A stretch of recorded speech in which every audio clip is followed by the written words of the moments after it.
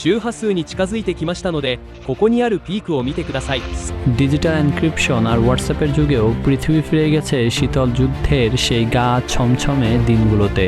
গত 28শে ফেব্রুয়ারি আমেরিকা ও ইসরায়েল ইরানে বোমা হামলা শুরু করার ঠিক 12 ঘন্টা পর থেকে আকাশ তরঙ্গে ভেসে আসছে এক রহস্যময় কণ্ঠস্বর। শর্টওয়েভ রেডিওর খসখসে শব্দ ভেদ করে একজন পুরুষ পার্সিয়ান ভাষায় অনবরত কিছু সংখ্যা পড়ে চলেছেন। প্রতিবার পাঠ শেষে 3 বার উচ্চারিত হচ্ছে একটি শব্দ, তাওয়াজ্জু, যার অর্থ মনোযোগ দিন। বিশ্বজুড়ে অপেশাদার রেডিও শৌখিন ও গোয়েন্দা বিশেষজ্ঞদের মাঝে এই সংকেতটি এখন আলোচনার তুঙ্গে। একে বলা হচ্ছে একটি নাম্বারিয়াস স্টেশন।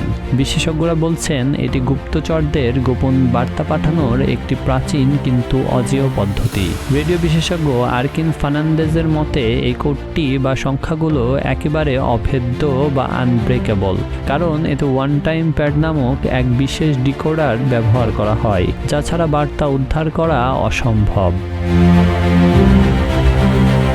কেউ একজন এই শব্দটিকে বাবল জ্যামার বা ইলেকট্রনিক শব্দ দিয়ে বন্ধ করার চেষ্টা শুরু করে। এর ফলে মূল সংকেতটি বারবার নিজের ফ্রিকোয়েন্সি বা তরঙ্গ বদলাতে বাধ্য হয়। অ্যানিনগমা 2000 এবং প্রিয়ম নামক রেডিও শৌখিনদের দল সিগন্যালটি বিশ্লেষণ করে জানিয়েছেন এর উৎস সম্ভবত ইতালি, সুইজারল্যান্ড, জার্মানি বা ফ্রান্সের কোনো এলাকা।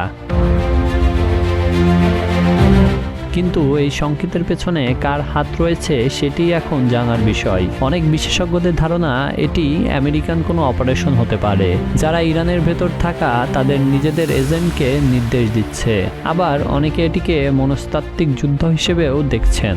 অবাক করার মতন বিষয় হলো এই সিগন্যালটি আটকাতে যে জ্যামিং পদ্ধতি ব্যবহার করা হচ্ছে তা সাধারণত ইরানের বিবিসি ও রেডিও পর্দার প্রচার বন্ধ করতে ব্যবহার করা হয়।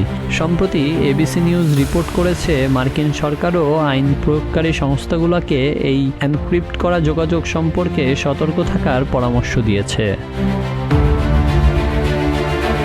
যুদ্ধক্ষেত্রে যখন ড্রোন ও স্যাটেলাইট রাজত্ব করছে, তখন এই রহস্যময় পার্সিয়ান কোড আমাদের মনে করিয়ে দিচ্ছে গোয়েন্দাবৃত্তির পুরনো খেলাগুলো এখনও শেষ হয়ে যায়নি, বরং আধুনিক যুদ্ধের মাঝেও শর্টওয়েভ রেডিওর এই রহস্যময় শব্দগুলো বিশ্বজুড়ে এক নতুন উত্তেজনার সৃষ্টি করেছে।